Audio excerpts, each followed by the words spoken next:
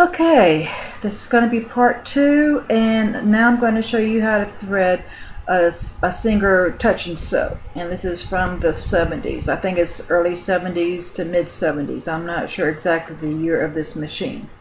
Okay, the machine is right over here.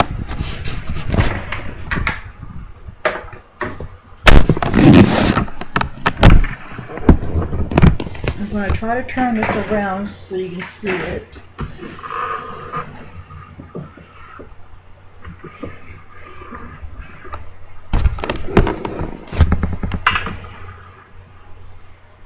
Okay, I already have some thread up here, so let me take it off.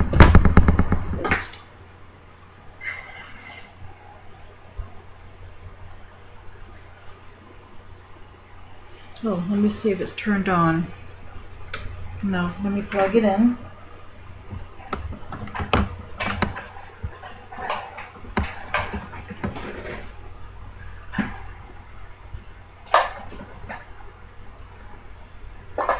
Okay, now it's on. Alright, now put your thread up through here. Yeah, this little device. So one side is for smaller spools, and this side is for regular size spools and bigger spools. Alright, what you want to do is you want to put it on all the way over, like that. This is another sewing machine that I like. Let me bring my chair up a little bit. Okay. This is another machine that I like. And let me get the end of the thread. Okay. Here's a little lever right here. It's got a hole in it. So you're going to bring it through the hole.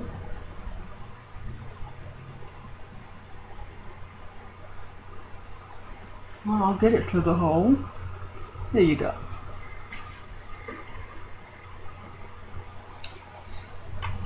This right here, let me see if I can get you a little bit closer in on it. This right here is going to be your next stop that you're going to bring the thread through. And what you do is, there's a little cutout right here, and then a little groove right here. You're going to lay the thread, get to the end a little bit. You're going to lay the thread just like this. Just like that. And you're going to bring the thread down through this way to your left. You have another groove right here. So you want to bring this through this groove. Like that. Alright. Another tension dial. Same thing, springs are back here. So it's the same as I've done on the other two machines. Okay. Get to the end of the thread because your next one, you're going to be threading this. And make sure you have it all the way up because it's a lot easier to thread that way.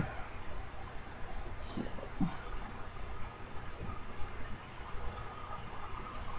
Here's another groove right here. So you want to go from right to left. So bring it through the little notch. And there you go, it's in the hole. Here's another notch right here. So you want to bring it from the back to the front.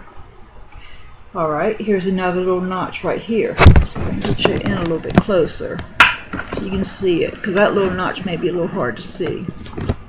Can you see that? Alright, this little notch right here. So this one you want to come from the left to the right.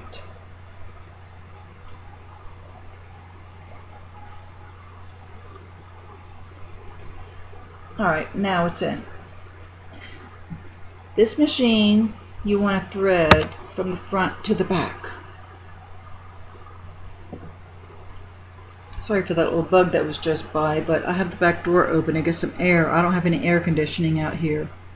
Alright, let me get my needle threaded.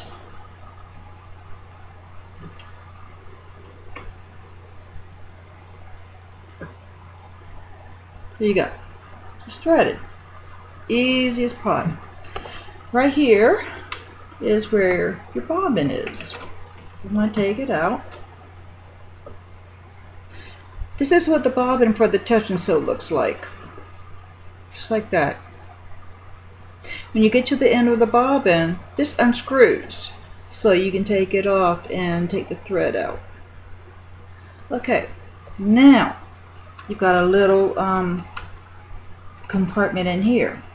So you're just going to lay the thread down. Is this loose? No. Okay, then you've got a little lever right here. You're going to push it down. Alright, now this machine, you hold both threads out like this. And I'm going to turn my hand wheel, just like I did on the other two machines.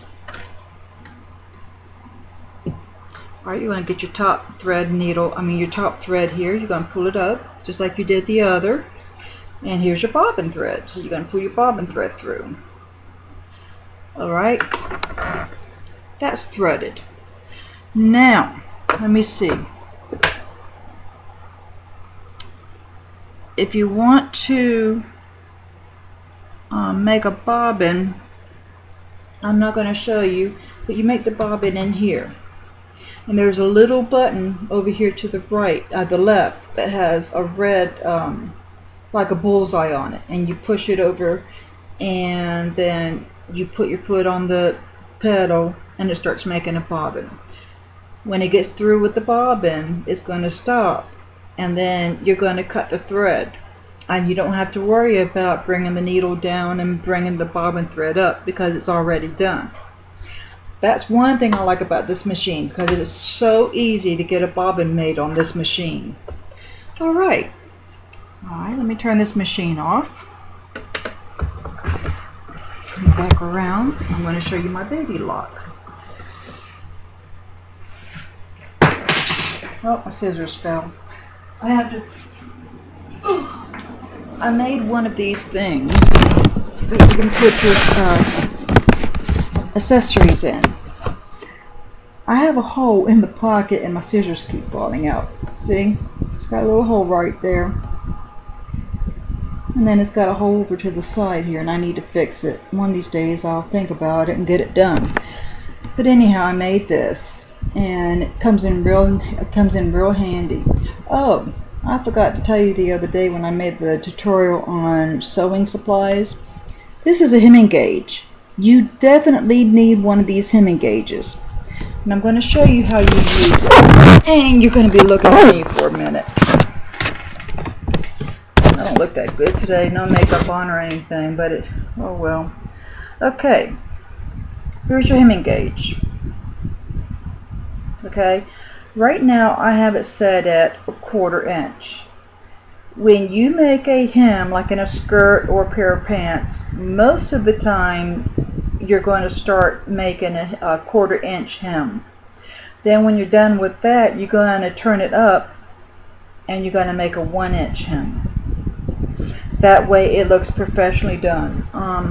Let's see, I wish I had some fabric I could show you. Yes, I do. Alright. Pretend this is your skirt or pair of pants or whatever you may be making, okay? And you're all done, and now you've got to make your hem. So what you're going to do is you're going to put this on the 1/4 inch, which is right about there. Okay, then you're going to be working from the front to the back. So always have the front facing you. You want to bring the back down. Make sure you got it at a 1/4 inch. If not, roll it up a little bit. Okay, there you go. Then you pin it all the way down, and then you sew it.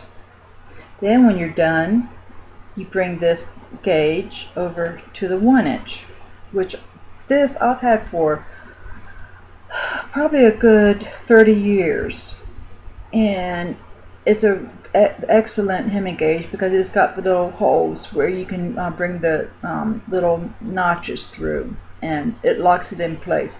I don't like the new hemming gauges they have these days because it's not made like this. But anyhow, get back to this. So you have your 1/4 inch and you've sewn it and everything. Now you want to make your 1 inch. You want to measure, see if it's 1 inch, and it is. And that's all you do. And then when you get through, your hem looks like this. Very nice. Alright, so anyhow, let's get back to threading machine. Here is my newest machine. I'm going to turn it around so I can show you how to do what you need to do. This is my Babylock. Fantastic machine.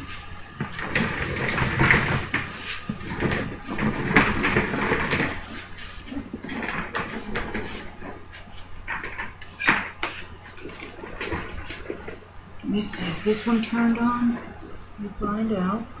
No. Alright, let me find the cord so I can plug it in. I only have one thing down here on the floor that I can plug all my machines in. Let me find my cord. Oh, that's my foot.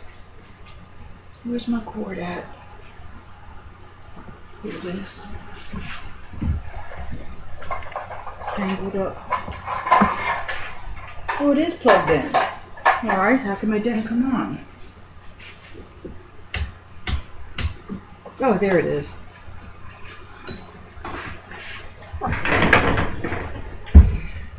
This machine has a lever on the right side and the back, and that's how you turn the machine on. Can you see?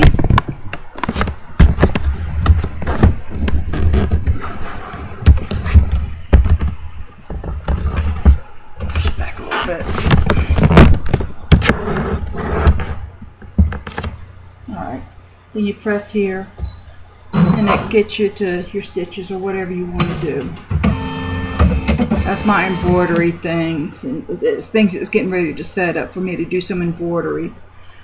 Okay, up here is where you thread your machine, and I need some thread. Be right back.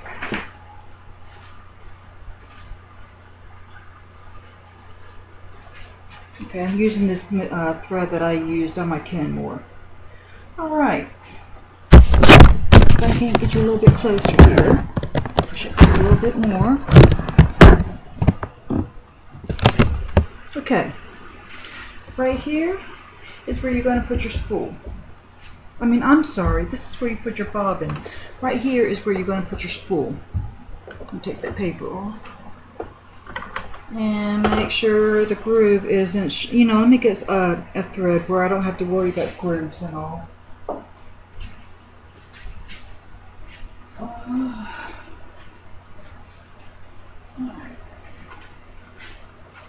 I'll use some black thread.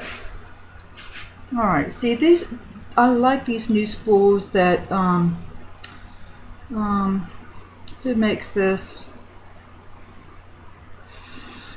I don't know, but anyhow. Coates & Clark. I like these spools because you don't have to worry about that little groove I was telling you about on the first machine on my first video. It has this right here. Just pop it open, and then you can wind your thread through when you're done, and then pop it closed. I like that. Anyhow, let's get back to what we were doing. Make sure on this machine you've got your thread going to the front. Alright, and then you put this on. Where is it? Put this on. That helps keep the spool from moving around too much. Okay, these have numbers on them, and so this is 1, 2, 3, 4, 5, then 6 and 7 down there. And so it's real easy to thread because it tells you how to do it. It gives you a diagram. What you do to start off is you bring your thread through the first groove. There's a little notch right here, so you bring your thread underneath that notch. Then you bring it up where it says number 2. Bring it over to the left, and bring it down, and you'll see number 3. Bring it back up to number 4. Alright, then bring it over to the left, and bring it down to number 5. Alright, let me move this so I can get my chair over here so I can see what I'm doing. Okay, it's at number 5 right now. So what you want to do is, there's a little lever back here. So you want to, a notch, not lever. And you want to bring it through. And sometimes it's a little difficult to do because you've got to have the thread tight to do it. Alright, it's in there. Next thing you want to do is, this is number 7 right here. Can you see? This is number 7. This is where you're going to be putting the thread next. So what you're going to do is you're going to bring it up just like that. Alright, let me try. Bring it up just like that. Then the next thing you're going to do is, right here is where you got a cutter. So you bring it down and it cuts your thread. There's a lever right here. Push it down. Automatically threads your needle. So then you just bring the thread through and it's threaded. This bobbin is different. This is a plastic bobbin, which most machines use these days. I love this machine, but one thing I don't like about it is everything is plastic, parts and everything. And but it's a good machine. It works. It's really nice. It works well. I've never had any problems with it, and I've had this machine 4 years now. Alright, the bobbin. You're going to drop it in the case, just like that. See if I can get you up a little bit and see what I'm trying to do here. Give you an up-close view. Alright, I don't know if you can see or not. There's a groove right here. At the end of this groove is another cutter. So I'm going to go ahead and bring it through, but what you do is you bring your thread like this all the way around, and then when you get to the cutter you pull it and it cuts the thread. So let me go ahead and do that.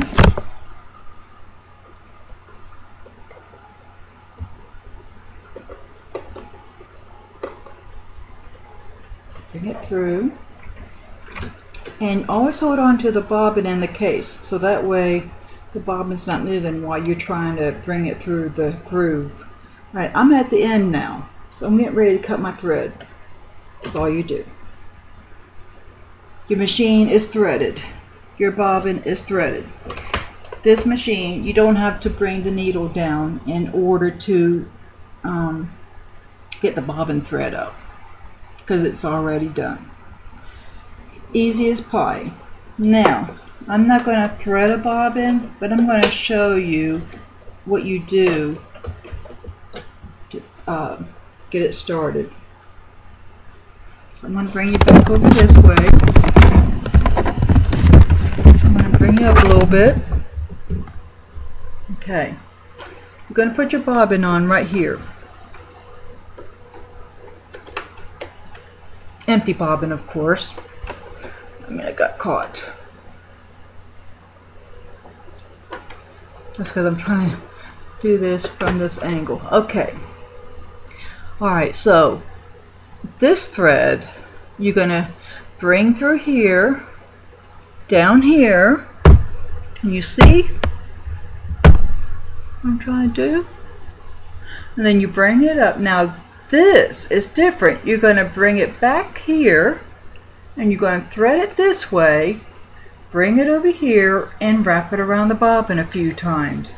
Then when you're done with that, you push this lever, push this lever right here, put your foot on the pedal, go slow until you get it started, and then speed up until your bobbin is made. When your bobbin is made, it will stop. Okay, well, that's it for threading machines and showing you how to make bobbins and everything. I hope this was useful. If you have any comments, go ahead and leave them. Any questions, I'll go ahead and answer your comments and questions. I check my YouTube probably about 3 or 4 times a day, because most of the time I like to get on and watch videos myself, and sometimes tutorials on how to do crafts or whatever. Oh, and then if you like what I've shown you, click like. If you don't like it, then that's fine. If you don't understand something, let me know, and then I can make another video and explain it a little bit further. That's about all that I can think of, and I will see y'all soon. Alright, bye-bye.